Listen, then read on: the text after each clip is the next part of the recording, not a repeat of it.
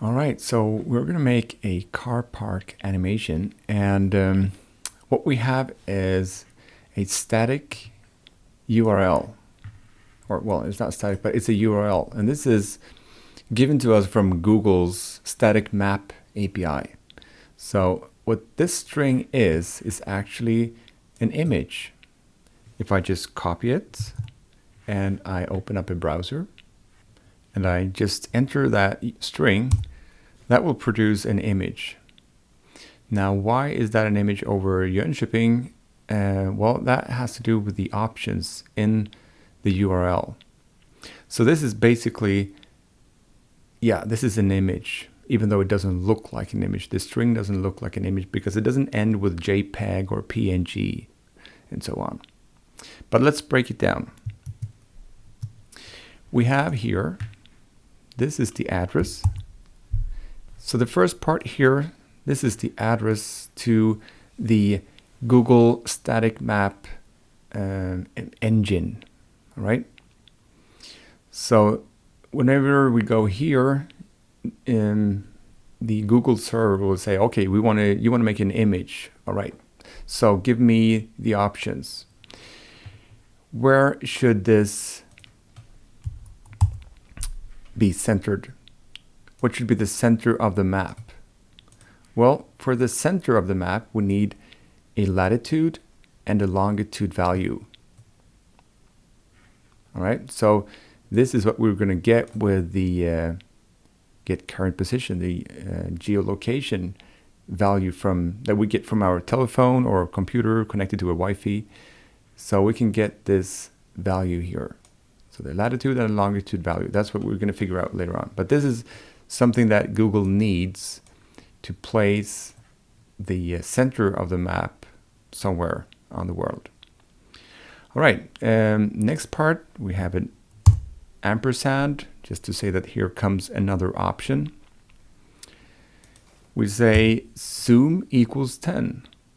And zoom can be anything from 0 to 22, depending on how much you want to zoom in. So 22 is very much zoomed in. It doesn't work on all maps, but you can try and see what zoom level is best for you. So if you want to park your car and want to try to find it, I think that zoom level 10 would be too far away, maybe 16. All right, so that's the zoom option. Then we have another ampersand, and the next option, we have the size, and that's the size of the image. The maximum size for the free version of Google Static Map API is 640 times 640 pixels. So, and I'm going to make mine actually 320 because it's going to match my cell phone width. And I can make it, of course, a little bit larger, but I'm going to go with that one. So that's the size of the image, how large you want the image file to be. All right, another ampersand, and then markers. So markers is a bit different. It doesn't just take one value like this. It takes an object or an array of different properties. So a marker will give you this thing here, a pin. And the color, you can set the color from red, blue, whatever you want. You can also add like a hexadecimal, but it's a bit strange to write it. You write it in a different way. You write it like, where is it? Like this. Here's a, let's zoom into that one. So this is red, and here comes green and blue and alpha. So transparency. FF is maximum and 00 is minimum. So this is basically the hexadecimal color code that you can get from Photoshop or whatever. And then you just add 0 and a lowercase x just right in front of it instead of a hash mark. So, sorry, where was I? Here, markers, blue. In this case, I just added blue here and then a pipe symbol. And then the next option, label. You see right here, instead of an equal sign here with these options, we have a colon. So color, colon blue, label, whatever you want to, you can have one capital letter. So I'm going to just type P as in parking. And the last option here is where you want the pin to be on the map. And normally you would want that to be in the center of the map. So the same values that you had up here will also go down here with a comma, just like up here, just a comma between those latitude and longitude values. All right, so this is the string. So I'm just going to recreate this one again. So this is the entire string for the map. And that one should go inside of an image tag. So if I have an image tag, I have a source attribute, and this is where we have our image URLs. So that would go in there. That would be the source of this image tag. And I could, of course, have an alt attribute. Let's zoom out a bit here.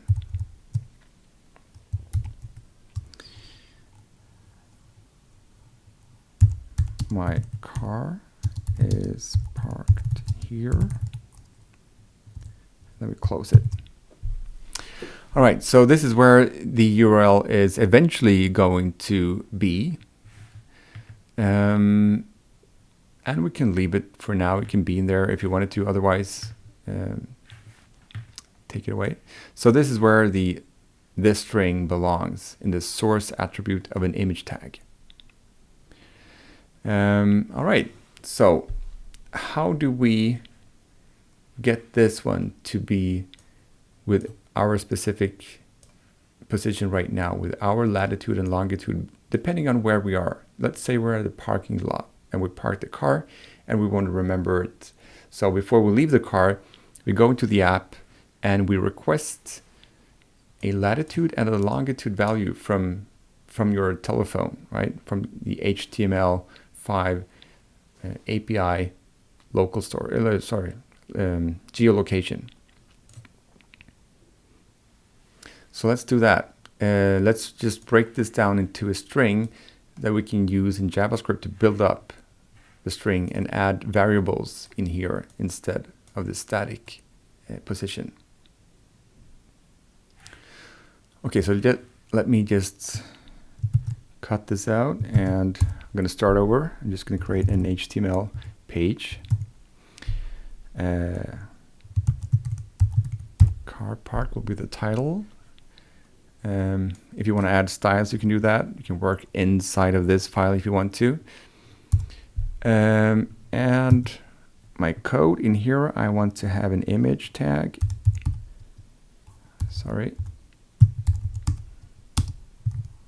I want a source attribute. I need an alt attribute that's necessary in HTML5 to make the page validate. And I need an ID to be able to get a reference to this file in JavaScript. So I'm going to call this one map. All right. So let's add a script tag at the bottom before the closing tag of body, so that we can get the image ID after it has rendered on screen. So we need to have the script below here. All right, first of all, let's just go into the geolocation function. How does it work? Well, we start with the word navigator, class navigator. Inside that one, we have geolocation. And inside of geolocation, we have a method called get current position. Now get current position, and that's the function or the method that actually go out and gets your current position, if you allow it to. You need to ask the user for permission, of course. Well, the browser will do that for you. So 1 and 2, 2 arguments, 2 different functions to run. The first one is on success.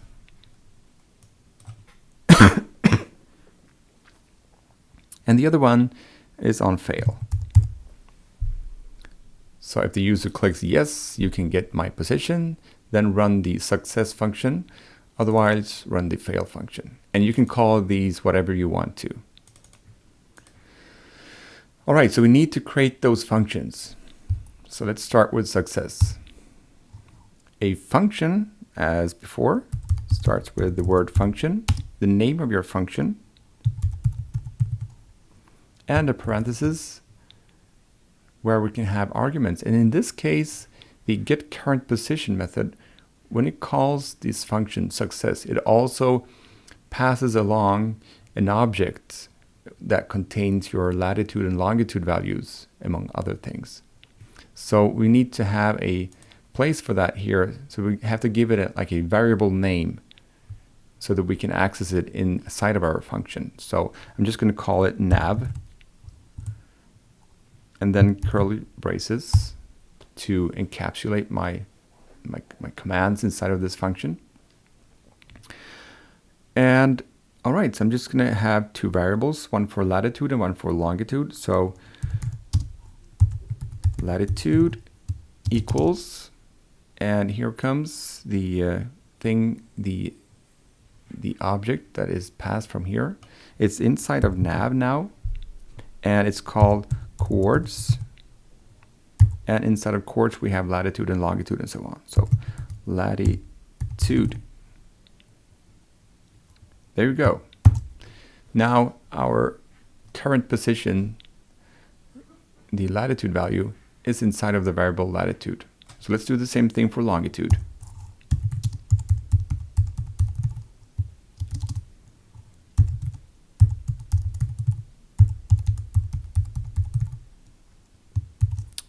I miss an O here. All right.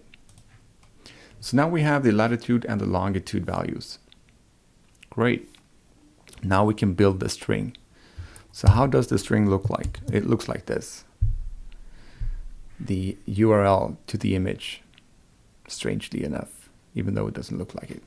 You'll just have to live with that one. All right, so I could do this in one long string, of course, but my screen maybe will be, well, to make it easier on your eyes, I'm going to break it up into multiple lines here. So I'm going to start with just saying var map equals, and I'm going to just add an apostrophe here, or if you want to, like this, a citation, a quote mark. All right, so this would be the entire string, but I'm just going to take the first part up until my latitude value. This is what we're going to replace. All right, so I'm just going to say Control X to cut it out. And instead, I'm going to add in my variable latitude. So plus latitude. I don't know what that is. It depends on where you are in the world, but it will, if you click accept, this one will get your current latitude position. And instead of that 57, you will get what you have right now. All right, so after that, we had a comma. So plus a comma. And then after the comma, we add the longitude. We can paste in here the rest of that string that we cut out. It was the latitude, comma, and longitude. And we replace that now, so I'm going to delete that because it's in here and here. Okay, so let's continue this variable. The variable right now is and the end is a couple of numbers here. So let's extend the string. Let's make it longer. So let it be what it is right now, but add the current string, whatever I type in here. So I'm going to take zoom equals 16, size, markers, and all of that all the way up here where I have the latitude and the longitude again for the position of the marker. This is the markers, right? So I'm going to cut that part out. I'm going to add it inside of quote marks like this. So this string continues, it's inside of a map. So plus equals means add this one to the end of this string here. All right, and at the end here, we want to add the latitude and the longitude value again, like so, instead of these static position. All right, so now map is whatever is on this line plus whatever is on this line. So it's going to be a long string, right? So now that we have the Google static map URL inside of the variable map, we want to add this string to our image up here. This is the body tag, right? So in here we have the image tag, and we want to replace whatever is in the source attribute with what we have in this variable. So let's go and fetch the image element. Document get element by ID. And the ID, of course, is map. So this element has an attribute that we want to dig into. So period src or dot src.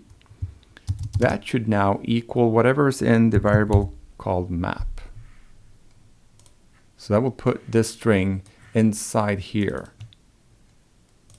And that will, of course, display the image because it's inside of an image tag. All right, so that will give you your current position, and it will also give, it will center the map over your current position, and it will also add a marker on that position.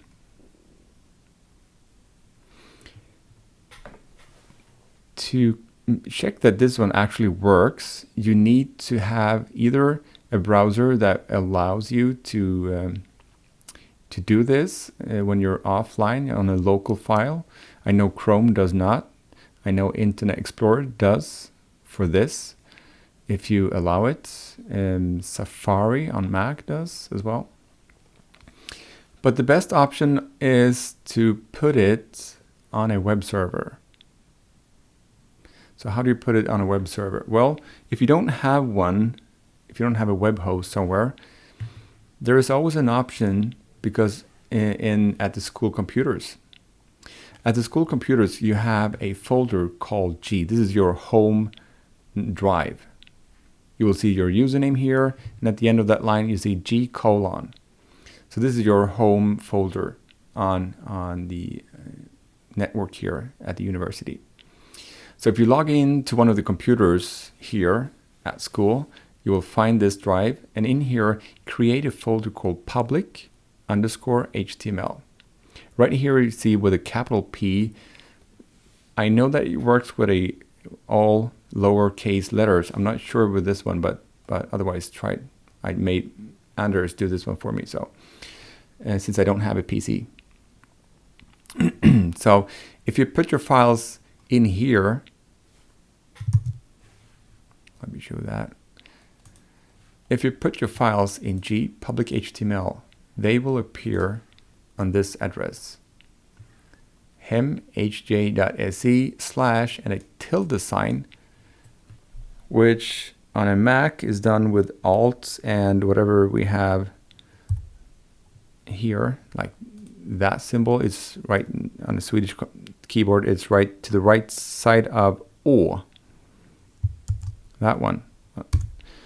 And with a PC, you have to press the Alt-GR key first before you press that one. And on Mac, it's Alt. Right, so tilde and then your username, the one that you use to log into ping pong. That will give you access to whatever files you have in here from any browser. So you can try it on your phone as well. Now, if you save your file in there, that will be fine. If you name it index.html, that would also be very good, because then all you have to do is just type this address. If you put it in a folder inside of G public HTML, like so, and name it carpark, for instance, then the URL will be this. So you have to add /carpark at the end. And if your file is not called index.html, you will have to add the name of your HTML file as well. Otherwise, the browser will not be able to find that file and display it. All right. So long for we have the success function, and it will create a map URL, and we will take that map URL string and we will put it inside this image tag, and that will display the image on the file, on the page. Right. So what if it fails? Well, we need to create a function for that as well. Function fail, or whatever you want to call this function, doesn't matter. Now this function, if it fails, it will not pass the coordinates object.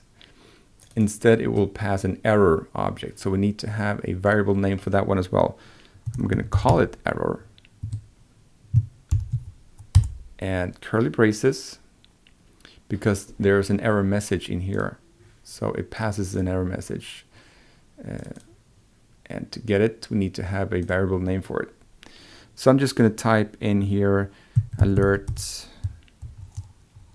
error.message. That's what's been sent to this function. So the user knows, okay, user denied geolocation, for instance. All right. So that's fine. But what if you want to save this to local storage? Because this, every time we enter this page, we will be asked to allow this page to get our current position, and we say yes, and then we will have our current position. But the next time that we, like when we leave the car, we know where it is. We put a marker on the map and we save that map and we showed it here. But when we come back, we don't know where the car is, so we need to go back to our map and see where it is. So we need to save this URL string with the latitude and longitude that we had when we first accessed it, when we first got off our car and open up the application. So the best thing would be to save this in local storage. So we add it to the map, to the image tag here, to the source attribute. And now we also need to save it to local storage. So local storage, and let's call it car park. And let's put map in there. It's just a string, so it will work perfectly. You don't have to JSON stringify it or anything, because it's just a long string with a URL that will point to a Google service that will generate the map image. All right, so now it's saved, but the next time that we go in here, we know that, well, it's saved, but how do we know if we have a previously saved image? We need to first check that. So before just running this, because this will run, because it's not encapsulated in any function or anything, so this is going to run right off. Navigator, need geolocation, get current position. that's going to hit off right away. So we need to encapsulate that inside of a function and then make a decision whether or not we're going to run it. Because we want to first check if there's something inside of the local storage.carpark. If it is something saved there, then maybe we should load that image instead so that we can find the car instead of getting our current position, which is maybe just outside the store. So let's just add this inside of a function. I'm going to call it get position. Doesn't need any arguments, but we have the curly braces, and we're just going to put all of this inside of that function. All right. So now it's encapsulated. It won't run on its own. So we need to decide whether or not to run this. So I'm just going to add an if or else statement. So what I want to check is there anything in local storage? If local storage dot carpark is undefined. If we haven't done this before, if it's empty, if it's deleted, then we want to run get position. If there's nothing in local storage, we can safely run this function and get our current position and draw a new map, right? So we just call the function get position by just typing get position, because that's how you call a function. Now, if there happened to be something in local storage.carpark, that is probably our map string, this one. So else we want to say that document.getElementByMap.source, this one, the source should now get its value instead from local storage.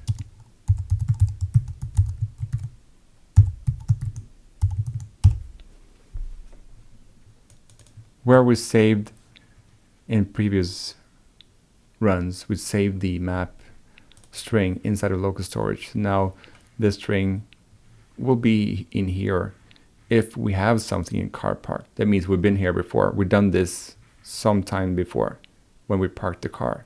So we add it to local storage. And if local storage is not undefined, that means there's something in it. Then we just take whatever's in it and put it in the map image tags source attribute.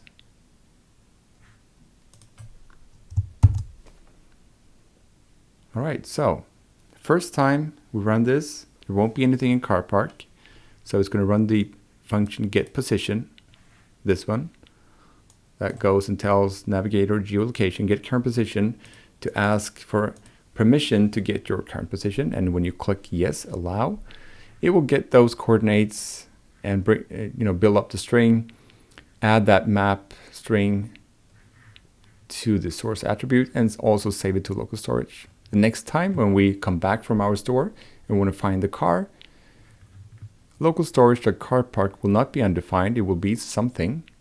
So it will not run the get position function. Instead, it will just grab the map, the image with the map, the ID of map, and put whatever's in local storage.carpark as the source attributes. And that will display the old image that we saved from before. Maybe we want to clear the image as well. So the next time we park the car, this function will still say, well, there's still something in local storage, and that's from maybe a week ago. So we need to be able to clear whatever's in this here. So I'm going to just add a function that I can run from a button. So I'm going to type in function, and the name of this function is going to be clear storage, for instance. All right, so what we're going to do then is we're going to clear the local storage. You can do that. That will also delete everything else that you have in local storage for this domain. So if you have multiple applications like the address book, it will also delete all the address book persons that you added in there. So a better way would be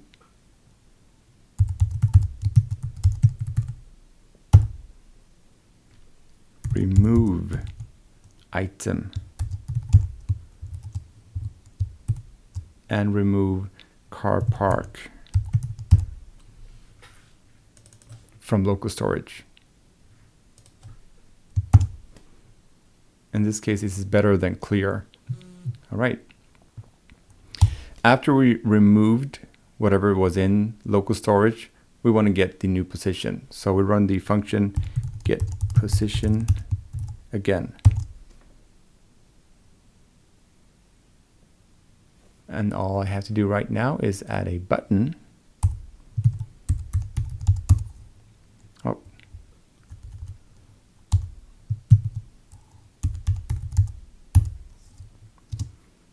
With an on click that says run the function clear storage.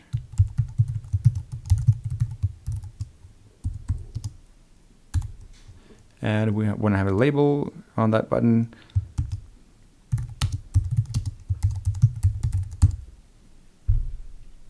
All right. So I can see here when I have it locally, it says user denied geolocation, so I will not be able to do that. But I get this button here. So if I upload this to my web server, let's have a look how that will be.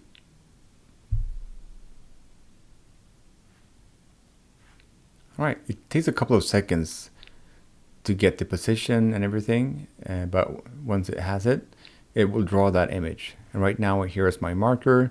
It tells me I'm right here. And if I wanted to, I could get a new position, because if you have a look here inside of local storage, go to the console, and we're going to local storage dot carpark. Here's that string. And if you want to make sure that this is, if you want to get a better zoom, just go in and alter the zoom level.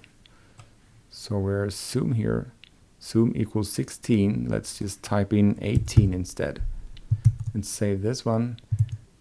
And this is my old map. So get new position. I will get the new map. And yeah, there we go, zoomed in. So this is, strangely enough, where I parked my car. All right. That's pretty much how that one works.